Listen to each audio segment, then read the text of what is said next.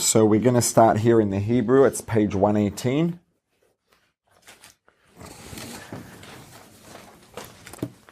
Hey, it's the bottom line of the right column on page 118 in the English. It is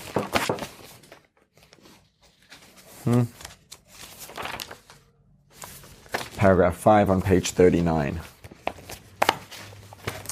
So Pasrsha Chodesh yeshno gam mitzvos achilas matzvah shivas yomim matzos toichelu. So this Pasrsha Chodesh, which comes from this week's Parsha, it talks about the mitzvah of eating matzah.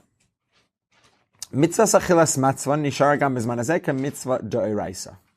So the mitzvah of eating matzah is actually still today a scriptural obligation. So generally speaking, mitzvahs, obligations that we have, are divided into two categories. There's mitzvah d'oraisa. Oraisa is Aramaic for Torah, mitzvahs from the Torah, which are scriptural obligations that we have to do. It actually written in the Torah, either explicitly or implicitly. And then there are what's called mitzvahs d'Rabbanan, rabbinic mitzvahs, which we do not have a direct obligation from the text to fulfill, but they are obligations that we have of rabbinic origin. So the mitzvah of matzah, and there are various halachic ramifications. Not necessarily do we generally treat one more or less importantly than the other, but there are specific halachic ramifications as to whether a mitzvah is d'oraisa or d'Rabbanan. Morning. So,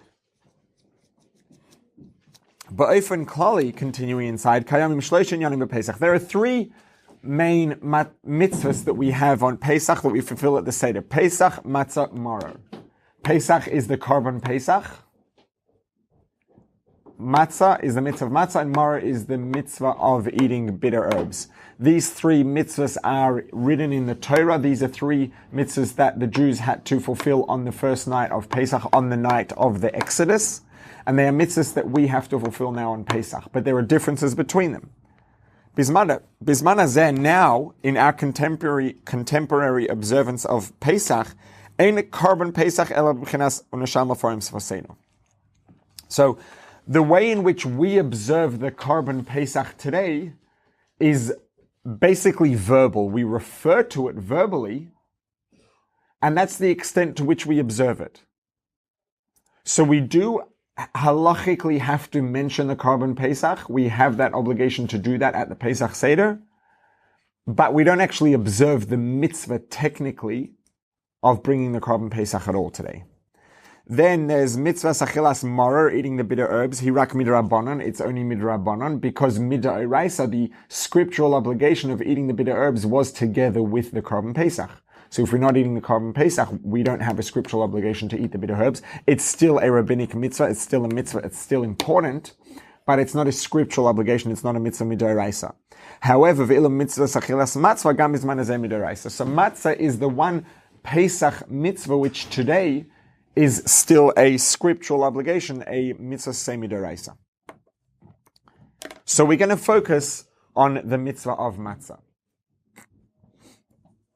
Hahevdel ben chametz u'matzah, the difference between chametz and matzah, or we're going to focus on two motzeh bitui b'shnaim. We're going to focus on two primary differences between chametz and matzah. Yeah, you're welcome. Aleph, the first difference, we are on halfway down the left column on page 118 in the Hebrew, paragraph 6, which should be over the page in the English, presumably on page 40. B'chametz misnases ha'isa. So what do we all know about matzah? What do we recognize about matzah? Matzah is flat, thin. Matzah represents crackers. Generally, modern contemporary matzah represents crackers. Halachically, matzah doesn't necessarily need technically to be thin and crunchy like crackers. It can be a little bit thicker and a bit softer technically.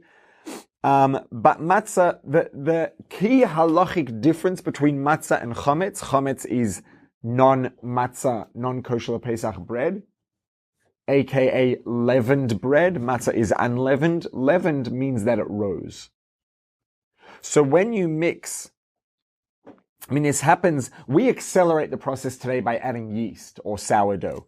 So you mix flour, water, and your salt and your other ingredients in your bread, and you add either yeast or sourdough. And what that does is that has microorganisms in it, it is. Yeast is a microorganism which consumes some of the nutrients in the dough, and as a byproduct, it gives off carbon dioxide, and that air fills up the bread because it's inside the dough, and you have these microorganisms distributed throughout the dough. They consume nutrients, which is why you tend to have a little bit of sugar added in the beginning of a lot of bread recipes, even if it's not sweet. A little bit at the beginning to get the yeast started. The yeast eats the sugar. The byproduct of the sugar when the yeast consumes it is carbon dioxide gas, or one of the foremost byproducts. So what happens is the yeast literally consume the sugar, they eat the sugar and give off this gas as a byproduct, and that gas is now inside the bread, and the bread lifts up and it gets soft and fluffy. Now, if you mix flour and water, there are going to be some yeasts. The same happens with wine. When you if you squeeze grapes and you leave the skin of the grapes in the grape juice, it will ferment and turn into wine, because there are some yeasts that are found naturally on the surface of the grape skins, and the yeasts that are on the grape skins will then consume the sugar that's in the grape juice, and the fermentation process results in alcohol. So the byproduct of the fermentation in grape juice gives off alcohol, ethanol. The byproduct of the fermentation of the sugars in bread, in yeast, in that environment gives off carbon dioxide and makes it rise. So there is going to be some degree of yeast that's found innately in the flour. The flour will start, the mixture will rise even if you don't add yeast, obviously not nearly to the same degree, but it will technically rise. So chametz is bread that is leavened, it has risen. Matzah is bread that did not have a chance to rise. And there's halachic definitions. Everything in halach and Jewish law has to be very technically, we have to have technical classification. So there's a time limit of 18 minutes, at which point dough is considered to have now started to rise. So it has to be baked. It has to hit the oven and bake within 18 minutes of the beginning of the flour meeting the water. And at that point, it's still considered to be matzah. After that point, it's considered to have started rising, and then it's chametz. So the difference between chametz and matzah, the foremost difference is whether or not the dough has risen.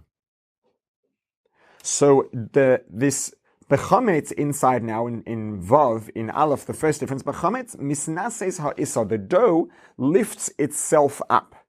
It rises. The dough remains the way it is. So you take flour, you take water, you mix it together.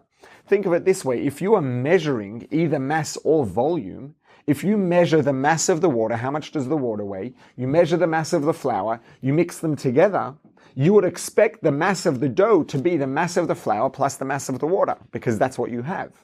And initially, that's what you're going to have. But if you mix them and then you let it rise, the mass of that dough is going to start to increase. And certainly, and perhaps more noticeably, the volume of the dough is going to increase. So if you measure the volume of the flour and the volume of the water, you measure the volume of the dough when they're first mixed, and then you measure the volume of the dough once it's been sitting for a while, the volume increases. The dough gets larger and larger and larger.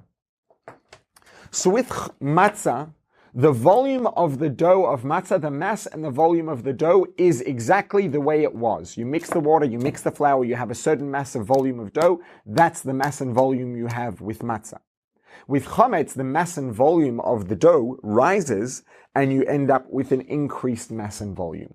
So what this represents is you have an entity, and what's interesting, and it doesn't emphasize it here, but the thing that the dough is becoming inflated with is air. It's effectively as close as you're going to get outside of a vacuum to empty space. So you have dough, the dough fills itself up with these empty spaces, with these bubbles, and now the dough becomes much bigger. So if you measure the amount of actual dough matter that's there, it's the same as it was. It's just that now it's filled itself up with empty space and it looks bigger. So what this represents generally is what we might refer to as mitzias or yeshus, ego. And off the script a little, but there's a very interesting Gemara. And it talks about some voluntary bits that are added into prayer. And it talks about different Amorim, different sages, and the things that they would add voluntarily into their prayers. And one of them it says, Omer Rav Alexandri would say, he would finish his davening, his Shemona Esrei, and at the end he would say, Ribono shel olam, Master of the universe, Golui v'yadua lefanecha, it is known and revealed before you, Sheratzonenu lases es ratzoncha. It is our will to do your will. We want to do what you want. So why don't we always do exactly what the Creator wants? Umi ma'akev, who's getting in the way? So'or shebe'isa, the leaven in the dough, the rising nature of the dough. And what does that mean? So Rashi comments right there and says, the leaven in the dough, the rising nature of the dough, is a metaphor for the Yetzer Hara, for the evil inclination. Okay, it makes sense that the evil inclination is the thing that gets in the way, but why would rising dough be a metaphor for the evil inclination? Says there's another commentary there, the Pasrsha, that explains that very simply. What is leaven? What is the rising of the dough? You have something that has a certain given mass and volume. It inflates itself with air and makes itself into something that's bigger than it really is intrinsically. That's exactly what the Yetzer Hara's key strategy is. Make us feel more self-centered, more self-focused, more important in terms of important specifically in a self-centered and focused way, because we are important and it's important to be aware of how important we are. But we can be aware of how important we are in a purpose-oriented way rather than in a self-oriented way. And when we have this inflated sense of self and an inflated focus on self, that's the cause of everything we do wrong.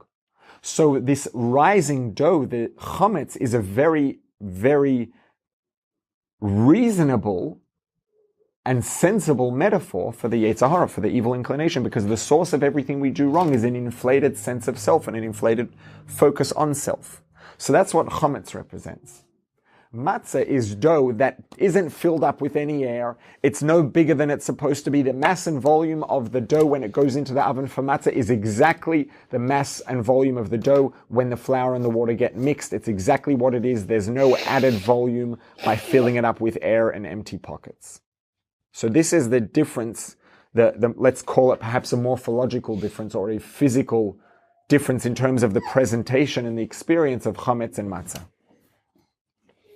Lefichach, therefore, ikar inyana shel matzah hu lechem oni. Matzah is called bread of affliction, bread of oppression. Lefisha mehusa shel matzah hi hispatlos. What matzah represents and what matzah is a metaphor for is lack of ego, lack of self-centeredness, lack of focus on self. V'dav hazeh mispata rak belechem oni. So when we say bread of affliction, bread of oppression, this has halachic ramifications because not all matzah technically, that matzah has two roles. One role that matzah has is for us to actually be able to eat something filling on Pesach, let's say, because we're not allowed chametz. And there's only so much fruit and chicken you can eat, and potatoes and carrots, depending on where you come from, what the customs are. But I mean, these days a lot of people are sort of grain-free generally, but there's a pretty large percentage of the population that still looks to grains for their primary source of filling nutrition. And you got to eat something on Pesach, so matzah is a pretty good option, price aside, because it's filling. And we can't have chametz, we can't have regular bread, so the bread we can have is matzah. Matzah doesn't technically, in order for it to be allowed on Pesach, it doesn't necessarily technically need to be made out of flour and water. Very strictly, technically speaking, it could be made out of flour and fruit juice. It could be made out of eggs with flour. Now, when you get into these things, it gets very technically complicated, especially if there's any water mixed in. It becomes, the risk of it becoming chametz becomes exponentially increased and it can become chametz much more quickly. So making matzah, for example, out of reconstituted fruit juice that was evaporated and then had water added back in, would be very problematic. But if you technically have pure, fresh squeezed fruit juice that never came into contact with any water outside of the water that's part of the fruit juice intrinsically, you can technically, strictly speaking, have matzahs made out of that. or out of eggs or oil. That's what's called matzah ashira, rich matzah. So this is matzah that's going to be more rich. It's going to be more flavorful and tasty, perhaps, likely. Never tried it, to be honest. And you're allowed to, technically speaking, and there's more leeway in this for Sfardim than for Ashkenazim, but technically speaking, eating that is allowed on Pesach. If it's prepared accordingly in a way that it's not chametz, you're allowed to eat it. But you can't fulfill the mitzvah of matzah at the Seder with it. Because the metaphor, what matzah serves as a metaphor for and represents at the Pesach Seder is humility, is a lack of ego, a lack of self-centeredness.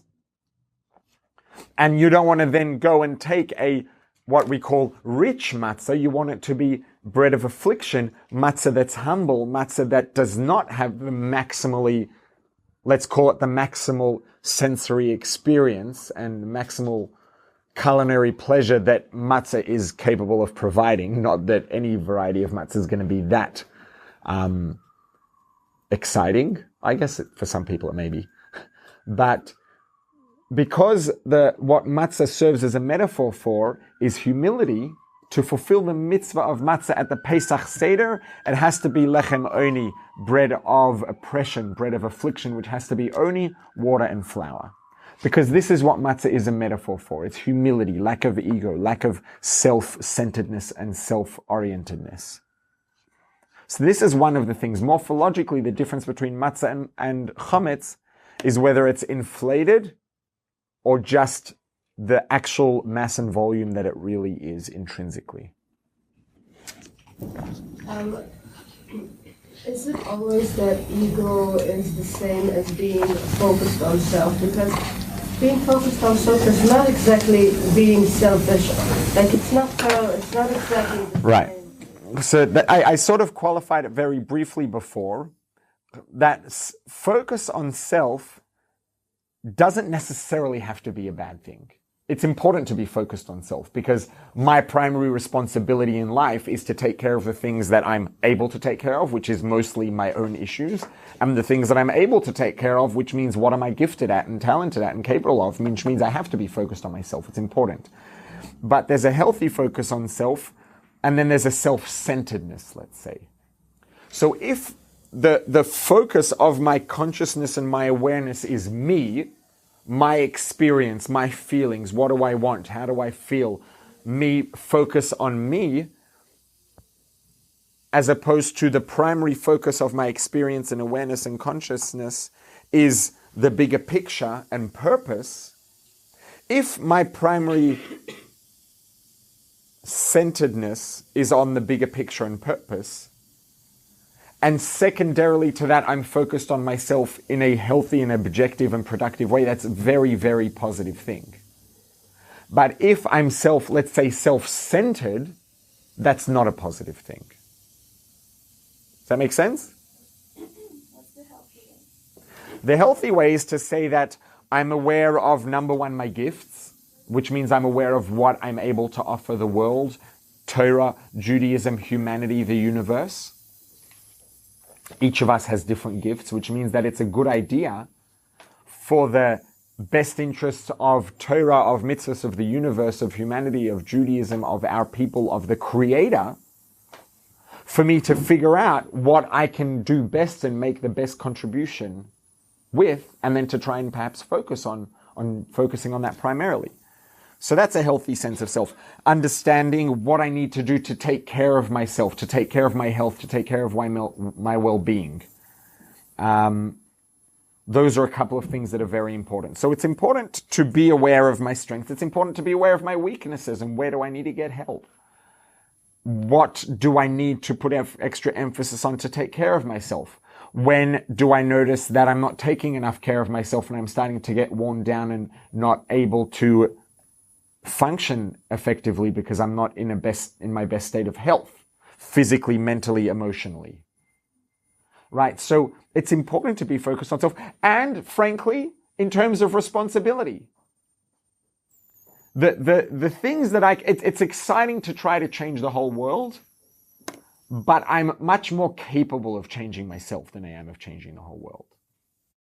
Right? So an important part, and I don't, when I think it's important to not only focus on this, which is why I started on the others, for a number of reasons. First of all, in terms of well-being. Second of all, in terms of being productive. It's important to be aware of our strengths and our gifts and what we can do and what we need to do to take care of ourselves. And at the same time, to be aware of, okay, so what are my responsibilities? What are my shortfalls? What are the things that I could be contributing to that I am not as of yet contributing to maximally? And focusing on those things is less fun than trying to change the world, but it's something that I'm more capable of actually doing effectively. So that's another part. Another part of focusing on myself is, okay, so what are my personal individual responsibilities?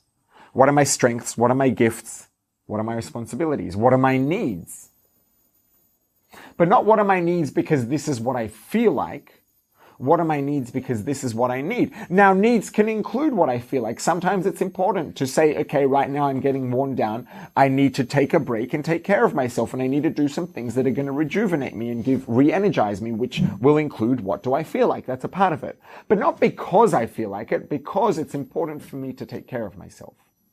See, in both cases, I could be looking at what I feel like, but they're different. It's what do I feel like because I want to just do whatever I feel like, or what do I feel like because right now I need to take care of myself, which includes paying attention to the things that I feel like right now.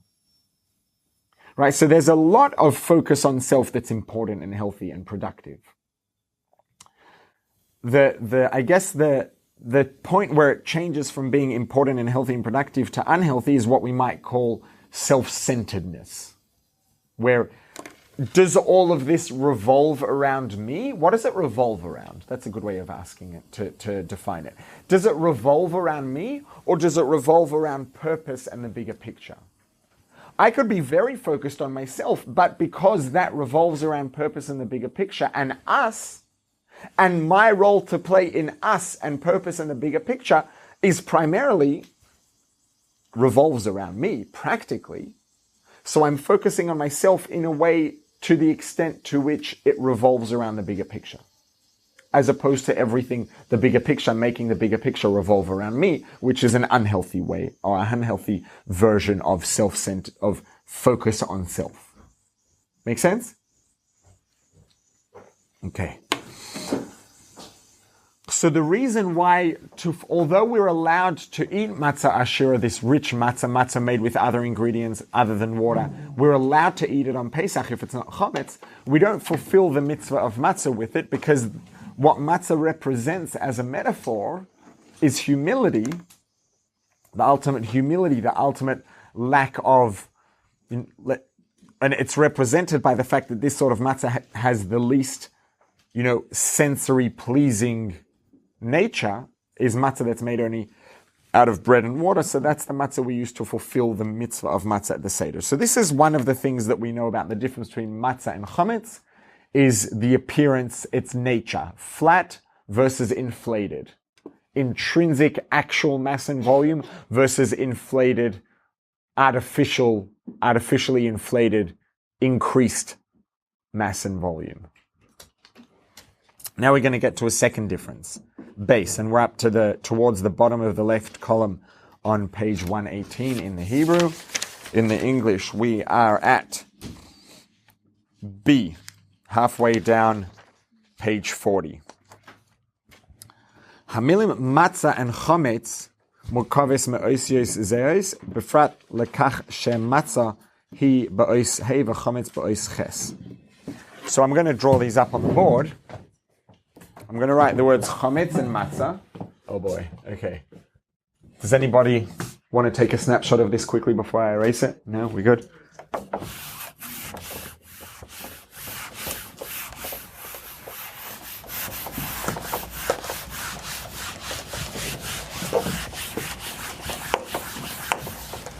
Okay, so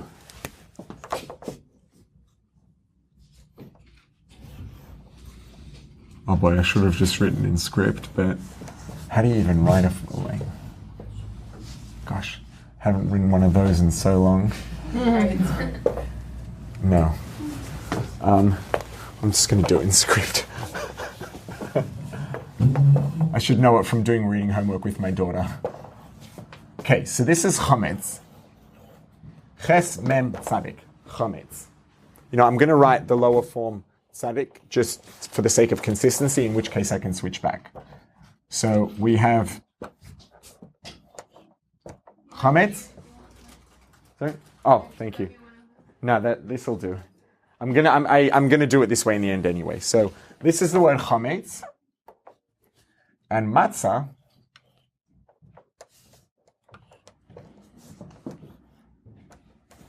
So this part of the word is identical.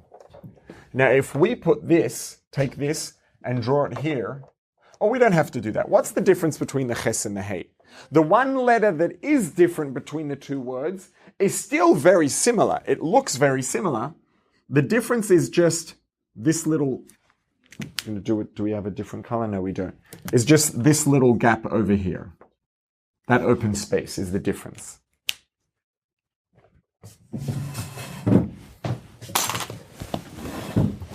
So we're down to the very bottom of page 118, left column. Ha'ois hey doime la'ois ches. Hey and ches are very similar in terms of their appearance.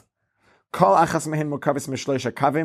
one of them is comprised of 3 straight lines and they're oriented in the same arrangement. They're open underneath, so they have 2 vertical lines, 1 horizontally above the top. What's the difference? The ches is completely enclosed. All the 3 lines connect to each other and there's no openings.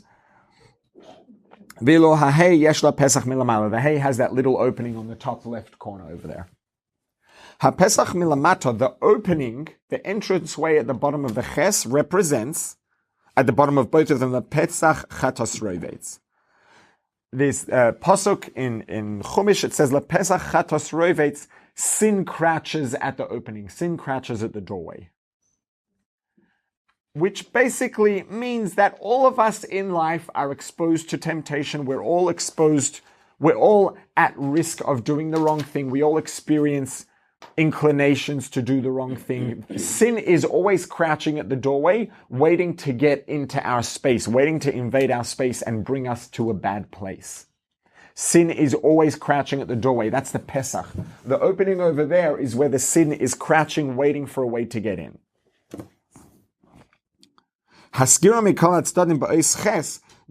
structure of the ches, which is enclosed from all sides, mashma'usa, what this represents in context of this idea that the opening at the bottom is where sin crouches and waits to get in, is ein makam liyitzia mila pesach chatos rovetz. There's no way out.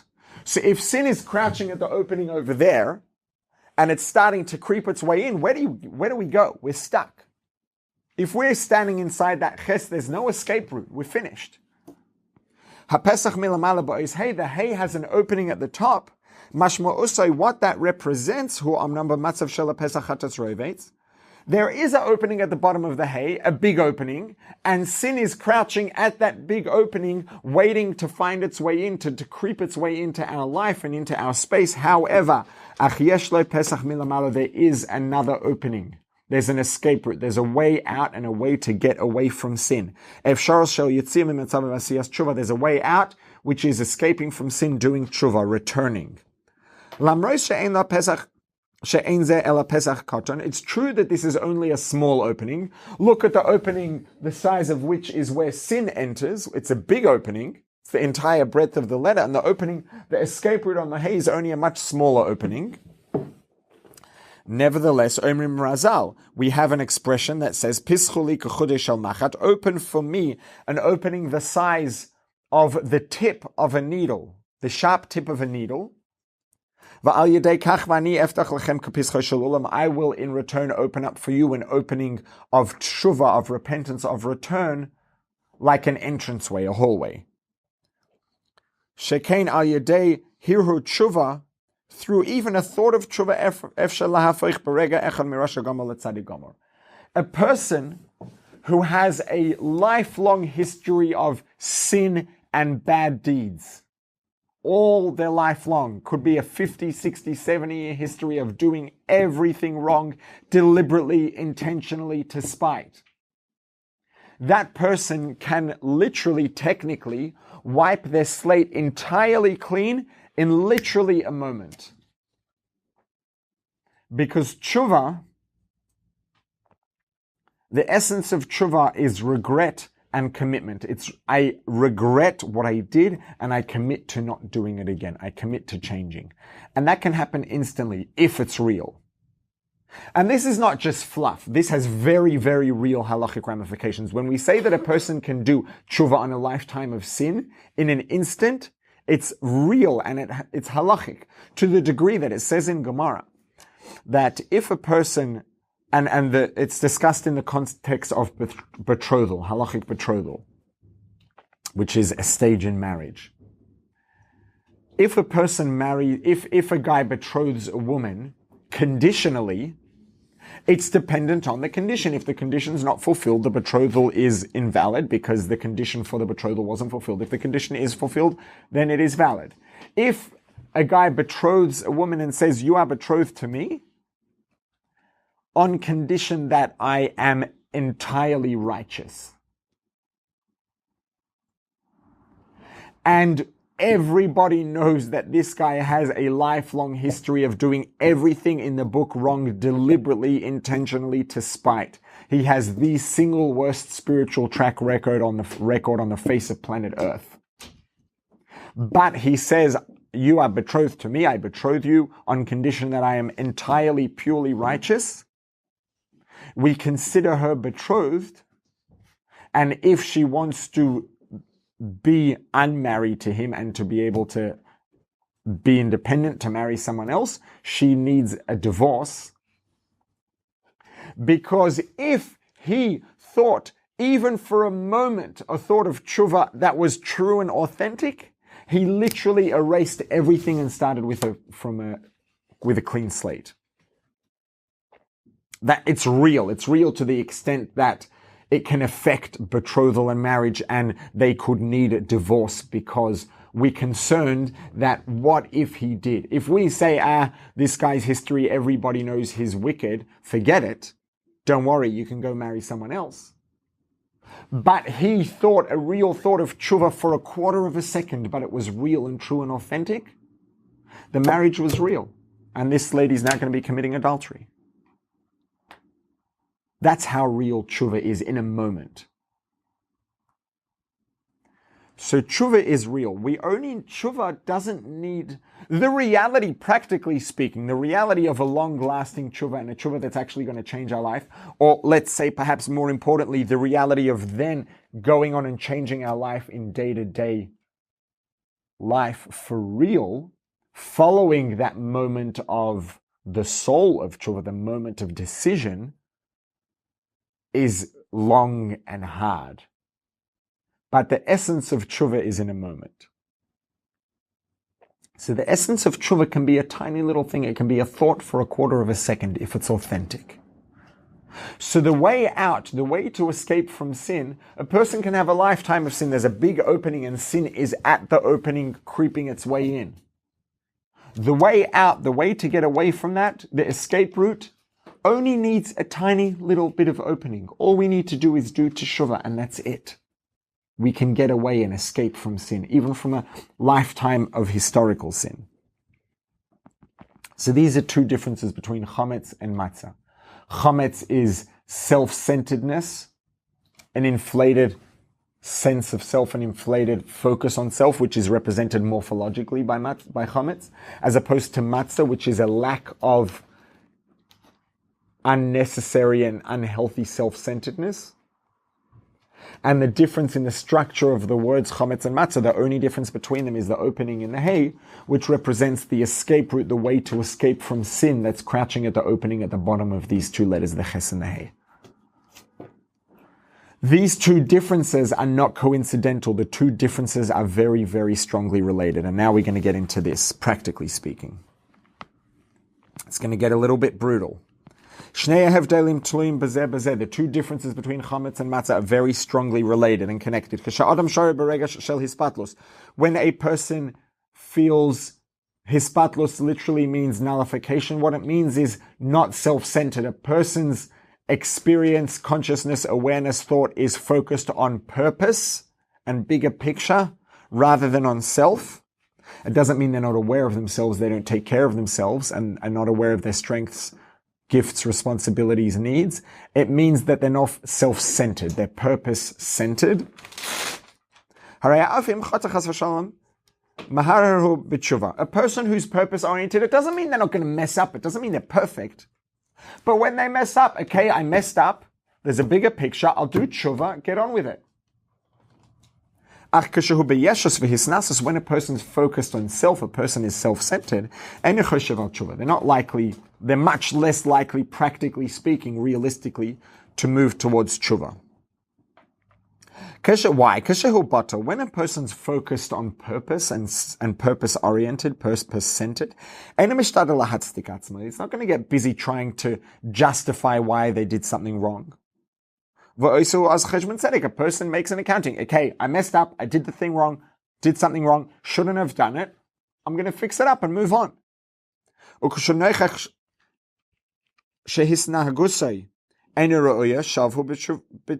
Then he does tshuva. In contrast, when a person is self-centered, all of a sudden, Kol hisnahagu Yosef. This is actually translation from Yiddish, so I don't have to pick on the Hebrew grammar detail. But then, all of a sudden, we can find excuses, and it's not that hard to find excuses for anything and everything under the sun. We can find excuses for almost anything, let's say, at the very least. Yes, Arcane, even more than this, we're now at the top of the left column on 119, paragraph Ches, paragraph 8. That's in the Hebrew. In the English, it's going to be 8, which is, this is the top second line on page 42 in the English. Yes, Arcane. Additionally, not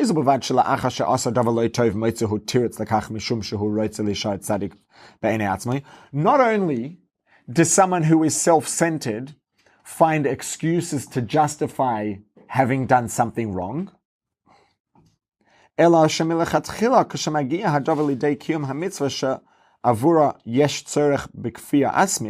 even earlier, before we get to having done something wrong and justifying it, we find excuses why we don't even need to do it in the first place. Oh, there's this, and I have that extenuating circumstance, and this is a bit. If my focus is on myself, I'm going to try to find, if I'm self-centered, I'm going to naturally be inclined to find excuses to not do the things that I can't be bothered doing, to not do things that are uncomfortable, that I'm not interested in, and to do things that I do feel like doing. Then on top of that, once I've done something wrong, I'll find excuses to justify why I did it wrong. So now let's look at an example. Let's look at tzedakah. Tzedakah is known as, tzedakah is referred to as mitzvah, as the commandment. Tzedakah is, in some ways, some regards, the fundamental commandment, and it represents all of the mitzvahs in the Torah. So let's look at an example of tzedakah. Ha'inyan ha'amur yuvan imkein legabe mitzvahs tzedakah, or mikan lekol mitzvahs. So we can look at to tzedakah as an example that's going to be relatively easy to illustrate these ideas, and then we can extrapolate from there to other mitzvahs. Let's say we have someone who's in a position, someone who's financially comfortable and in a position to give tzedakah, and see someone who's needy. If this person is selfish, self-centered, and the focus of this person's consciousness and awareness and their interest is on themselves, they can claim all kinds of things. So, Rabbi Akiva and Turnus Rupas were having a dialogue about charity. And Turnus Rupas says to Rabbi Akiva, you're telling me that it's good to give charity to poor people, and God loves poor people, and God rewards people who give charity to poor people. If God loves poor people so much, why are they poor? Right? Math doesn't add up. If they're broke, that should show that God doesn't love them, otherwise they wouldn't be broke. Well,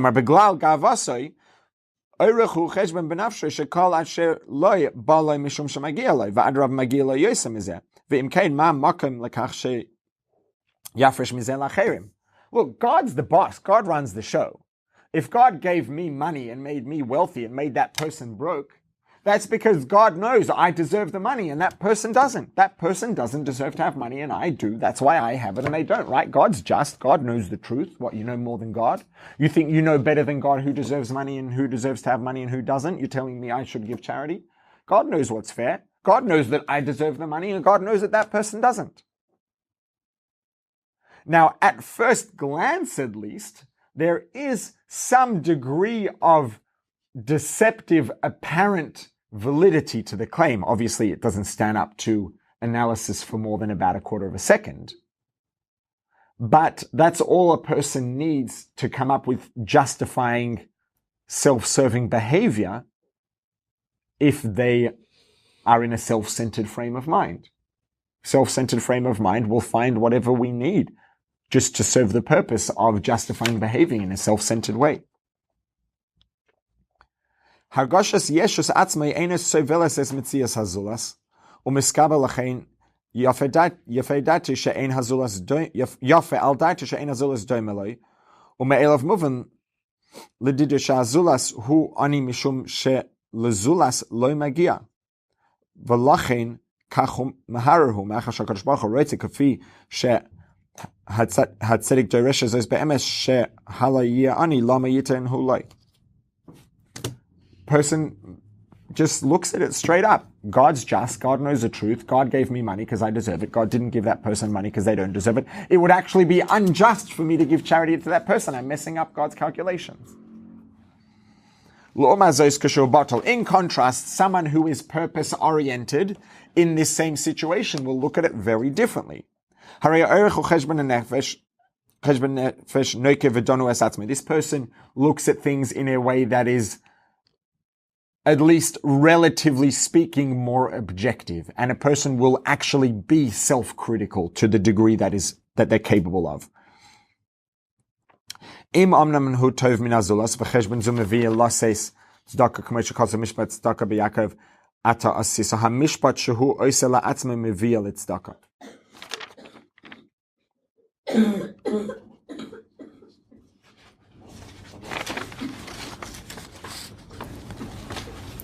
Beis harei hu mevin she'af im ha'uvda she'en lezulas hi totza shel oinish rachman al-tzlan harei ha'uvda she'yesh lo atzmei kesef lamros matzove ma'amodei haloi tov mibchina ruchnis machricha oisei loima she'enoi legabe HaKadosh Baruch Hu she'onu legabe HaKadosh Baruch Hu kavonim uk'shemelech manish es benoi v'yedid ha'melech noite loi chesed nene ha'melech atzmei mikach kach hi gam Shuvas Rabbi Akiva. Ukashem shadov b'mitzvah tzedakah kachu b'chol hamitzvahs.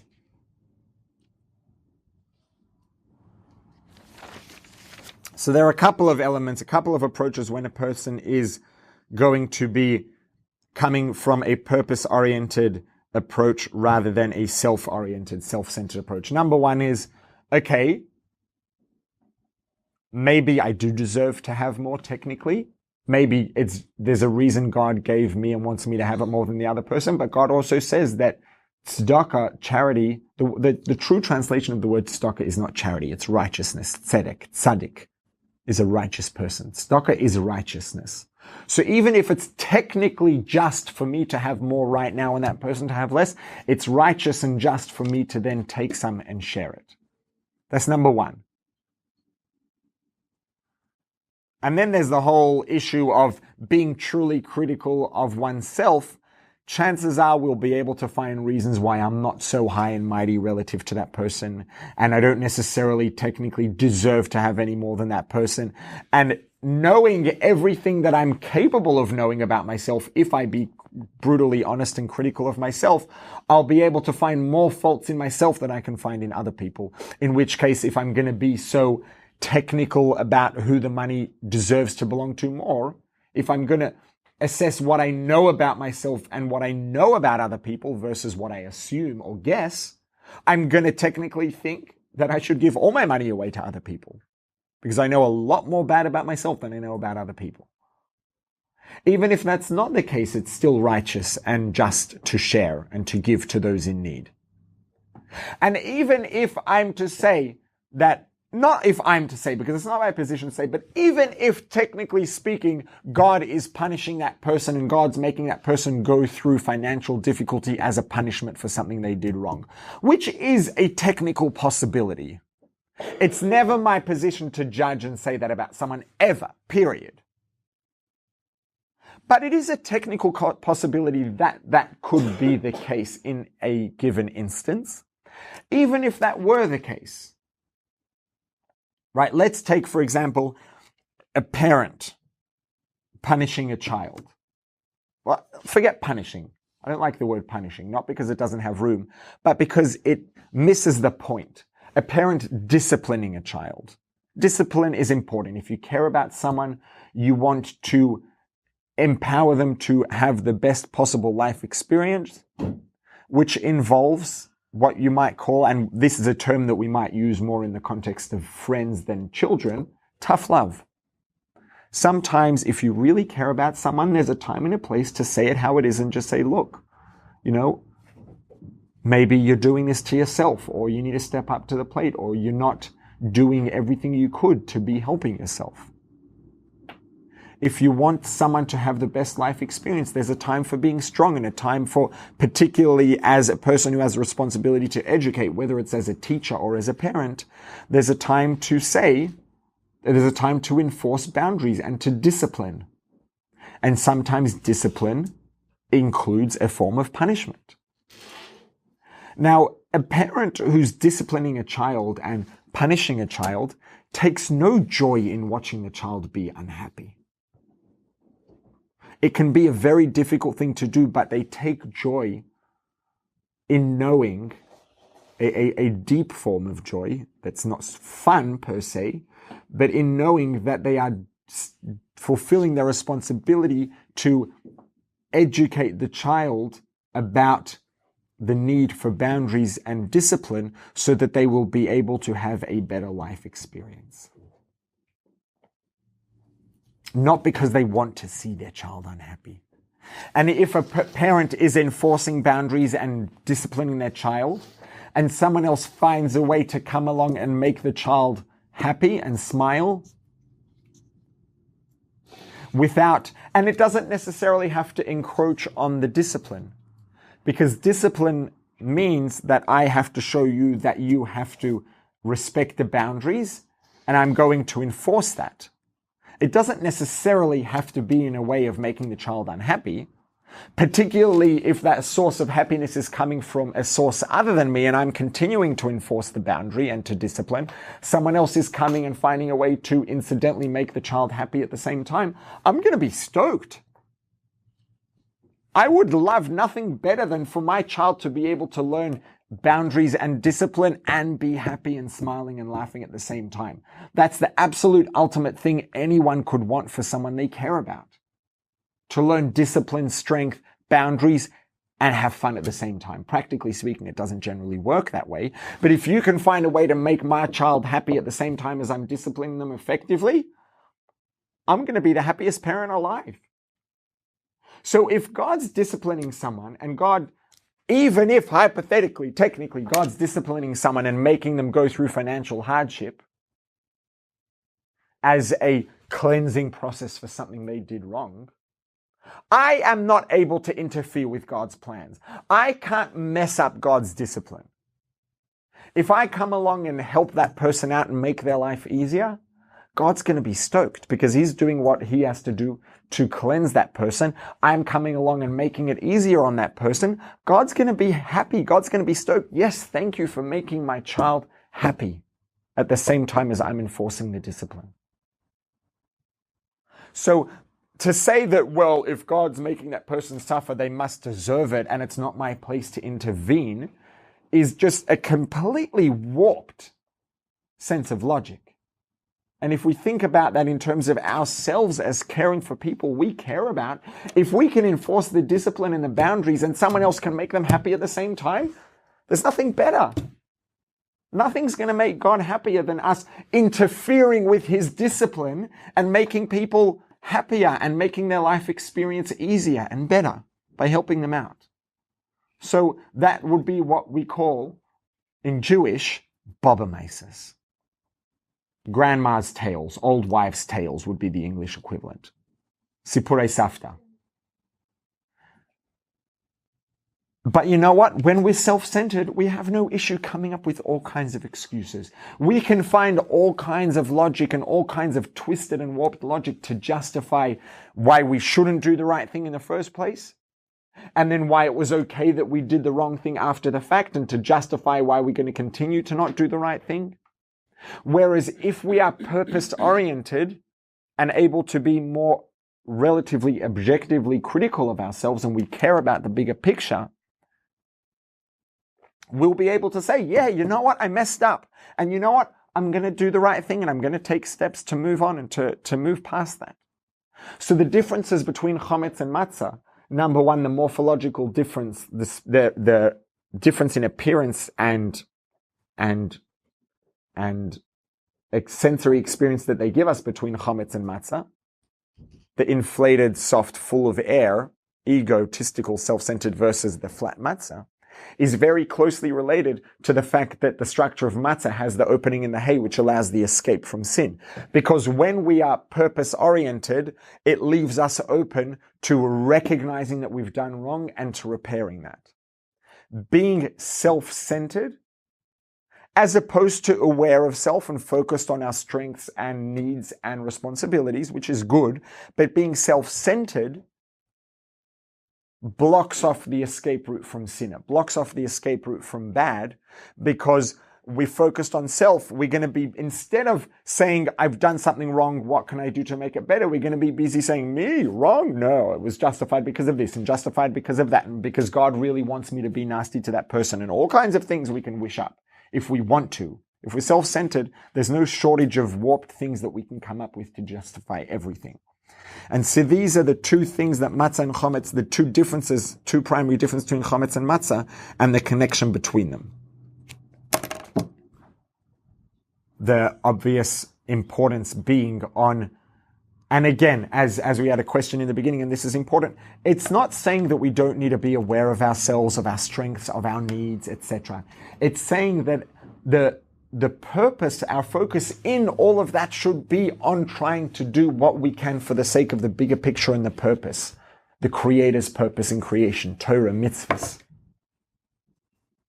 And a very important part of that as human beings is being aware of our strengths, our weaknesses, our needs, and our responsibilities. But to do it all in a way that's focused on purpose rather than focused on or self-centered. Question? Class dismissed. Anyone, you can all go if you like, but I'm happy to take questions.